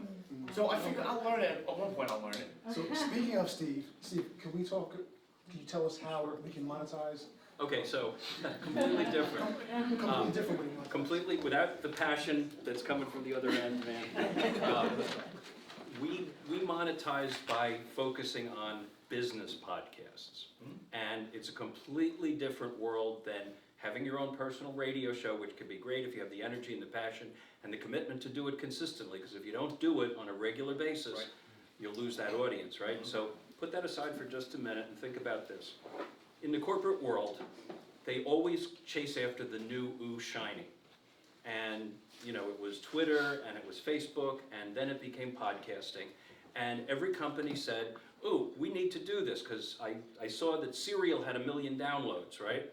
And it's Sarah Koenig sitting on the floor in the basement with a microphone plugged into her computer. No, it's not. It's a company that she and Ira Glass started that produces podcasts in a multi-million-dollar NPR studio in Chicago with a team of 30 writers and producers and the whole 9 yards. And then instead of putting it up on the satellite, they put it on the internet. It's the only difference between Serial being an NPR show and being a podcast, right? So it, you know, the fiction that it was, you know, a cobbled together thing, okay, put that aside. But when that gets the publicity and the corporate world sees it, they all want a podcast. And so they go to the staff and say, we need to do a podcast. And typically they don't go to the corporate PR guys.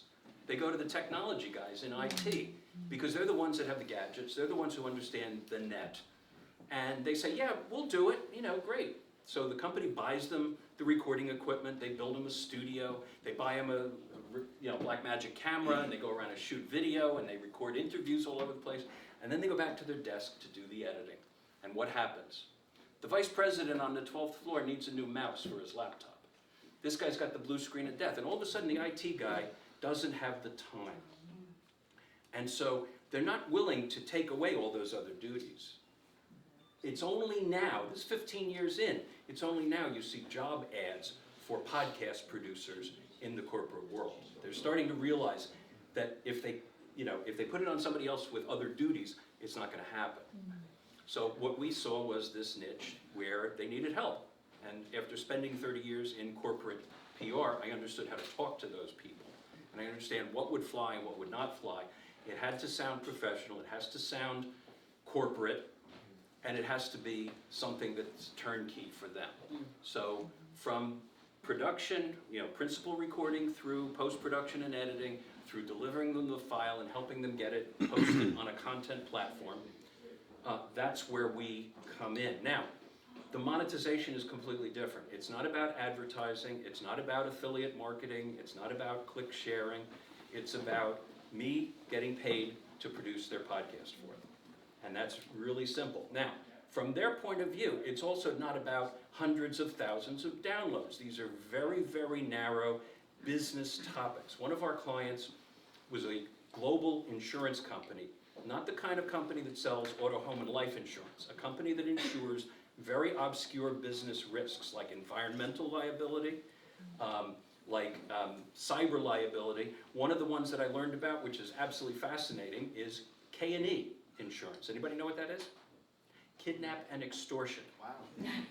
Now the interesting thing about kidnap and extortion, this is an aside, kidnap and extortion insurance is no one in the company is supposed to know the company has it except for the chairman and the chief financial officer. You know why? You're an executive for the company, you go to Colombia and you get kidnapped. What's the first thing you're going to say to the kidnappers? Don't worry, my company has insurance. And believe it or not, in most countries, kidnapping isn't a political act, it's a business transaction. And the kidnap and extortion insurance buys you the services of professionals who negotiate the return of your kidnapped executive. And if the kidnappers know that there's insurance involved, the price goes up. So that's, so when we did the podcast for this insurance company, right, they were launching cyber liability. It was the first time anyone was launching insurance coverage for exposure to some kind of cyber attack, hacking, intrusion in the network, data theft, all that kind of stuff. They wanted to explain it to the people who would buy it.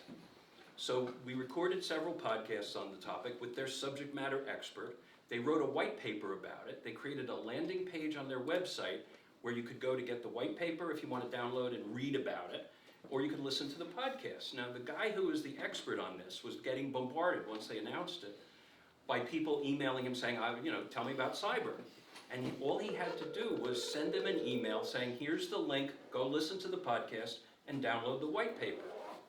And those podcasts got about 13,000 downloads. Now remember, this is a universe of people interested in the topic that's very small.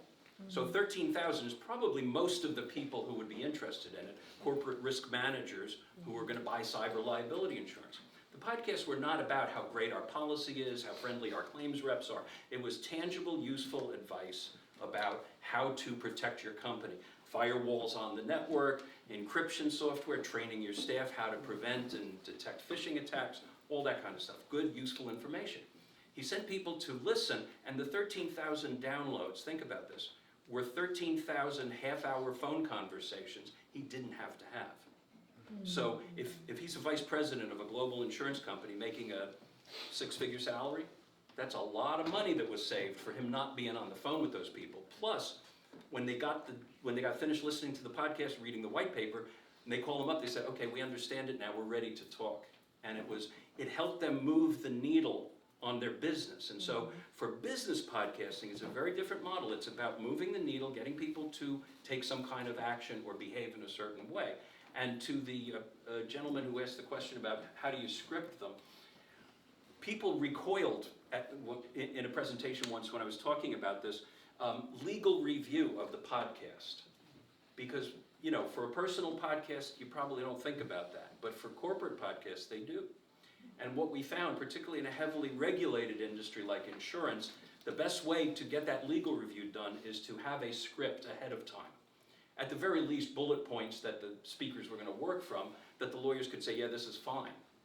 Sometimes they wanted a verbatim script for people, and we do the best we can to get people to not read it at them, but they like a script. The reason you do that is, you go, let's say, you go to New York, you go to the office, you record with people, then you send the podcast to the lawyers. Well, the first thing lawyers are going to do is tear the podcast apart. Say, take this out, put this in, they need to say this instead of that. Look, you're making 5 trips back to New York to re-record. So you don't want to do that. So if you can get them to approve the script ahead of time, you don't have that over and over post-production problem. And so people were like, what? You got lawyers involved in this? Well, it's corporate. That's the way the world works. Yes, sir. So what's the difference, except for the delivery mechanism, between what you're describing as a podcast and traditional corporate audio or video? Because it's being delivered over the internet. It's a podcast if it's delivered using an RSS feed. That's the technical purist definition, right? It's delivered over, if it's video, it's YouTube or Vimeo, typically, and it's typically embedded in their website. But So it sounds like it's content not different. creation It's content creation. It's the same. corporate video It's the or same corporate thing, but audio. now we put, we've been hanging audio on websites, at least I have, since 1995 or earlier, when websites were first coming out. The only difference is now we're distributing it using RSS and other technologies, so it has an even wider audience. But the goal for corporate stuff is you want people to come back to their website and look at it.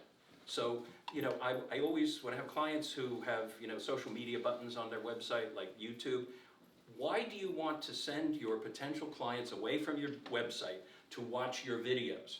Because if you're a bank and you have a video on YouTube, YouTube's a fine platform to use if you don't want to use something more sophisticated. You go to the video on YouTube of the bank, the bank has spent a lot of money to make this video making you feel good about buying their checking account or whatever it is. And then what's the next video? It's somebody bashing banks. Or it's somebody hitting themselves in the head with a rubber chicken. Or it's cats. Or cats, or whatever, and you're distracted. And once you send them away from your website, you've lost them. Okay, they're not coming back. So you embed it in the Embed website. it, let them watch it there. Without the repeat on and without the Yes, suggested video. absolutely, yep. I prefer Vimeo Yeah, personally. Vimeo, yeah, given the choice. And in the corporate world, they're using enterprise level things like Broadview. So the nice thing about that is for our business, we don't always have to help them stage the content for distribution. Generally, what we do is we produce it, we edit it, we finish it off for them, we Dropbox it to them, and then their IT people can go do what they want with it. But that's, consistently the way we've been able to monetize. Any specific questions? Because we are getting close to the time to wrap up. So if I'm hearing, I'm sorry. Go ahead. If I'm hearing this correctly, you need to have a podcast and you need to have a website? You should have a should have a place to, website. yeah, you should have a website where people come to get the podcast. Not just having streaming somewhere, like a distribution area? You should have Correct. both. You should have Well, you're gonna have both, but you want people to come to the website initially. Because I mean, personally, in my research, I've found a number of podcasts here based in New Jersey and throughout, and they may have great content, but if I'm gonna learn more about that person, the podcast is not gonna do that, right? You need to have an about page, you need to have a contact page, you need to have a partners page, you know, things of that nature. So I highly recommend, even if it's just a one-page website, every podcaster should have a web presence. So should it be a dedicated website, or Yeah, is with your are there domain. websites where like you have a collection of podcasts on them? I mean, Well, Well, the thing you could do as well, like I mentioned before, Jay's on social media all day, every night. So like even if you start an Instagram page and you have a link to your SoundCloud or your podcast, you can start slow and small like that. And then as you become more serious with your podcast and you build that traction you might be looking for, like that's when I feel like you can take that next step. But to piggyback off of that, that's another way you can monetize as well. If you have advertisers advertising on your page, if you have enough followers, the clicks will give you. Well, the affiliate links too, like she was saying. And another thing too, you can have an email sign up there to start building your email list, and you can actually sell sponsorships or do that as a value add to the podcast listeners. I'm not taking anything away from websites. I don't wanna be like the dark horse here. I just wanna throw in as well, you know, for the most part, this is not for everything, for the most part, websites are very like pre-2010 thinking, and just hear me out. 87% of people, I mean, people aren't even watching movies on their TV, on their computers, they're watching them on their phones now. I mean, movies. I'm watching like the Avengers at Endgame while I'm waiting for my wife to come out of the, nail salon. I mean, it's just the way things are. Everything's mobile, everything's responsive, and yes, you have responsive websites. I get that. I'm just saying the three things that I've seen so far that are happening that companies are really benefiting on are three things: apps, social media, and podcasts. That's it. In my opinion and in my experience, 87% of people are looking at stuff on their phone, and if they can't get it like that, they're not gonna get it. They're not gonna stick around. Most people are not going to JoeRoganExperience.com to Exactly. watch Joe Rogan. Right, You right. know what I'm saying? Like Sure. we're here to go straight to YouTube That's or the wherever thing. we're going to be listening to it. It's absolutely right. It's absolutely right. So I have what's called a VDL. A VDL is a license that Google gave 28 companies in the country. It's not really well known, but and VDL stands for Viral Distribution License. Google owns YouTube. Okay? So I'm given a license where I can take any YouTube video that's currently up there or about to be posted and show my client how to actually say what to actually name the thing. We can force it to a viral status within 2 to 3 weeks, based on if you're signed into Gmail. This is how Google follows you, by the way. If you're signed into your Gmail account and you wonder why you just got a ShopRite ad after you left ShopRite, how do they know? I was looking for milk, and here's milk on my phone. They're tracking you. Read the terms of use. There's a reason that you click it and you never read it. Read it. No one ever reads that stuff. My point is, when anybody signs up for something, or they opt into something, that information goes to a thing, okay, where Google pulls from, and so does YouTube. It pulls from. So if I type in MMA, and I'm looking for MMA stuff, and I'm basically opting in to get MMA content.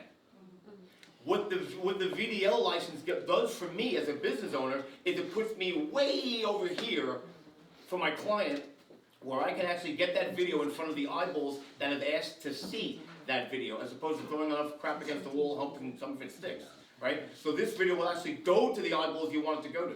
So you talk about how do you get listeners? Well, they can start with viewers. If you have an About Us page on your social media should say everything about you. If you have a lot of heavy content, yeah, put it up on a website. That's fine. I'm not dogging websites. I'm just saying apps, social media, and podcasts are the real movers and shakers of like what we're doing nowadays. Very few people are at their desk going to You know, nothing against websites, I get it, I'm just saying, those are the 3 most effective ways right now. We're living in a golden age right now. Anybody can open up a computer, jack in a mic, just start talking, and within months they got like a few thousand listeners. It's like, now's the time to stake your claim on the internet with a podcast. A couple years ago, people didn't know what a podcast was. Next year, my mom's gonna have a podcast. I mean, now's the time to actually, right, to actually stake your claim on the internet with a podcast. So And to build on that too, like, again, we're throwing like tons of information to you today. The thing is just like, don't let anxiety or anything else get the best of you. Like, Right. just start it out raw. Even if you feel it's messed up, Yeah. throw it out there in the world, see what comes back. Make a mess. And the thing is, like, that's, yeah, just try it. And that's the best thing that you could do. And like, leave here today, like, call your friend and be like, all right, I'm going for it. Check it out. You know what? Listen to it. Tell me, yeah, and that's it. Like, start somewhere, and then you'll see, like, we might come see you guys one day, like, talking about your podcast and how successful you are. You know, and that's the goal. Start off with your friends, they're free promo for you. Yeah. 100%. Our #1 listener is one of my best friends, and he's always like posting his stuff, our stuff on his Instagram and stuff like that. So there's definitely power in word of mouth. Yeah. 100%. There's a lot of old school, as much as there's new, like, a lot of new school, old school still works. So word of mouth is like Jay said, the most beautiful thing we have. What about running times for each of you? Depends. I think it depends how, you know, there's a show I listen to, it's over an hour, there's other shows I listen to, they're 8 minutes religiously. You know, I think it depends on the show, I think. So I designed mine based on my target. These are working women, and my thought was you're listening to them on the commute, 30 minutes. You know, keep it short and sweet, because my attention span isn't even that long. After 30 minutes, you need to get to the point. Yeah, ours is I'll be the contrarian on this.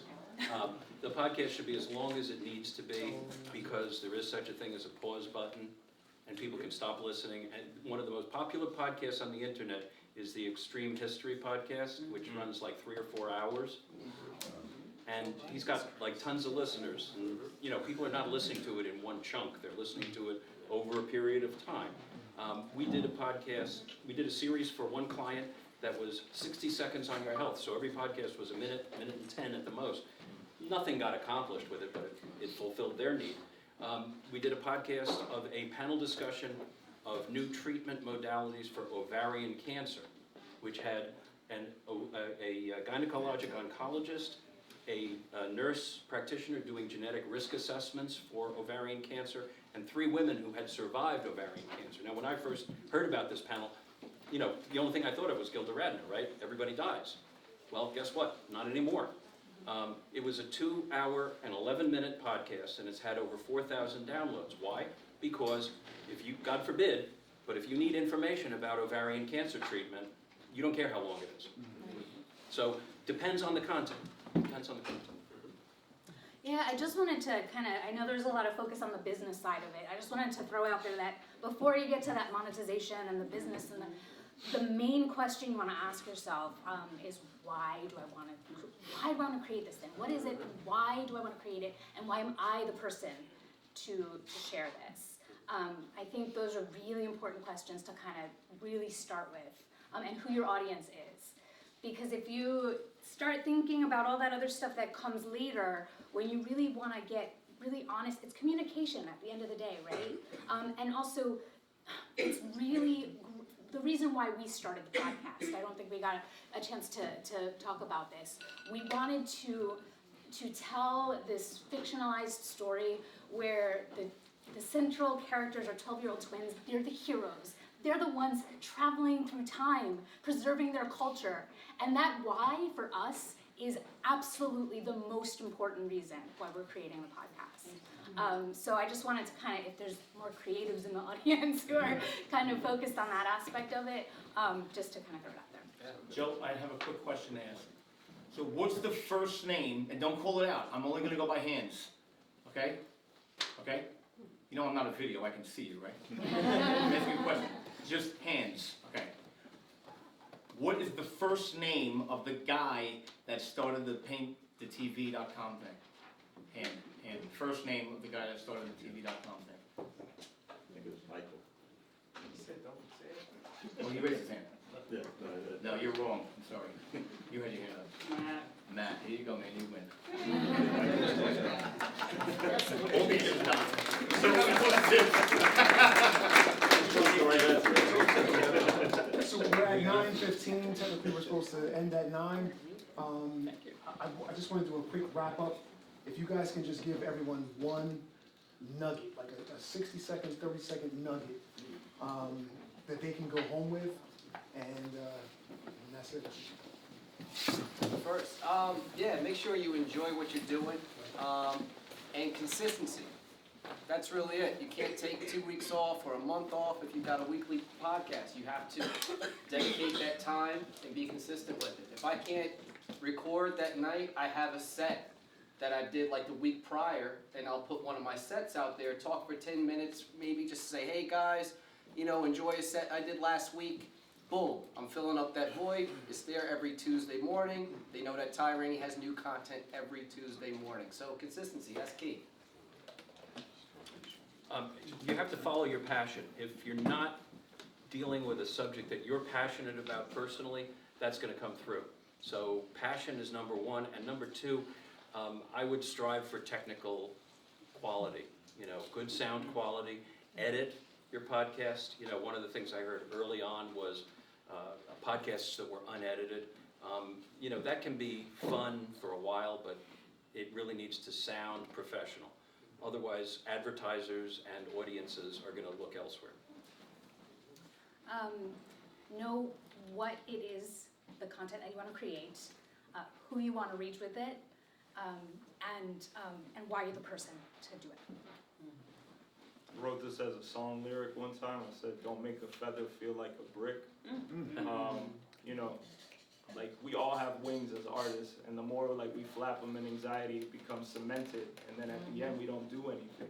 Because, again, we're flapping our wings, cementing it in anxiety, doubt, and all these other things. So when you come across a failure, your podcast doesn't sound superior, superb, that's only a left or right to the direction you're supposed to be in.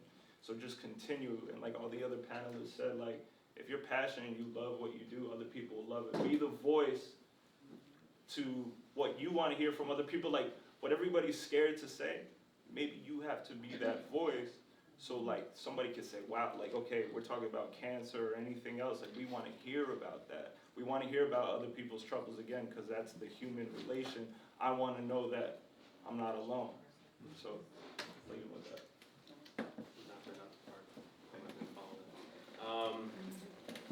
We're big preachers on the podcast of it's okay to be afraid. It's okay to have anxiety about starting something new. Don't be afraid to ask for help. Don't be afraid to start. The most important thing is to just get started. Like I mentioned earlier, the progression, if you go onto our YouTube page, we haven't taken down any of the older episodes. As much times as we looked at it and wanted to take it down, because it's so cringeworthy, we leave it up there because it shows progression. If you watch the first one, like Rich had mentioned earlier, we put a mic in the middle and we spoke into it. The audio quality is horrendous. But you can see the progression from video to video. So I say that just to say, just start, basically. Just start, and don't be afraid to ask for help. My advice is you are enough. You don't have to be like your favorite podcaster out there. Make sure, I think this also takes a while when you're just starting out to find your authentic voice. What are the things you're talking about? Where are you pushing the envelope so that people know when they hear it, oh, that's her, and they're not hearing you trying to mimic somebody else's style. I'm a big fan of knowing why you're doing this. That was great. I love that. Know why you're doing it. Why do you do anything? There's a reason you do anything, right? Don't worry about the details. When the why is big enough, the how always finds a way. When you actually do decide to step out and do this, just be yourself. Don't like she's saying, don't try and be like anybody else. Be yourself. Don't let anybody tell you anything if they're not doing what you're setting out to do. Don't listen to anybody. It used to be we were afraid of what people might say, but now we're afraid of what they might think. You know what I mean? Like, oh no, they may have a thought about me. Listen, if you're busy thinking about me, I hope you're entertained. I really do. I'm not concerned about what I care about what he thinks and about what my wife thinks. That's it. That's it. Other than that, I could give a rip. My thing is this. Don't let anybody take away the uniqueness about you. I mean, look, I talk fast, I have a New York accent, but hey, that's going to appeal to somebody. If you don't like it, turn me off. There's 600,000 other podcasts you can listen to. Instead of writing me I don't like the way you, well then don't listen. Why are you listening? So you're taking the time to write in, I don't like them, what? Right? So don't worry about it. Make a mess. We'll fix it later. It's no big, no one's gonna die doing a podcast because you awed yourself and your page turned and you sneezed. It's okay. We all suck in the beginning. If we get better, it's like life. Good? Yes? No? Yes? That's it.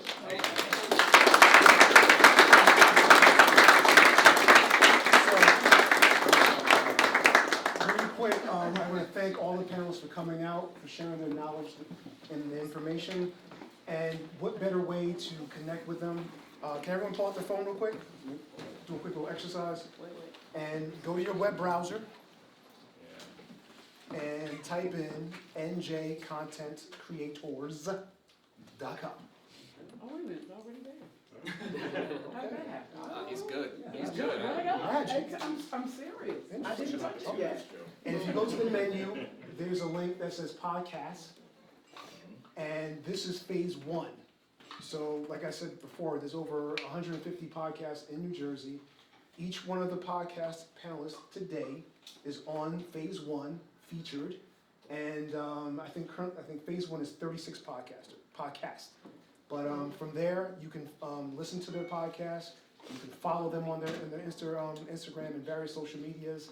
And we want to support creators. That's what it's all about. We want to share in the experience. We want to share ideas. We want to share motivation, inspiration, tools, tips, resources. And I'm just so happy that everyone came out. And I'm hoping that next month we can do something like this again. Cool. So thank you.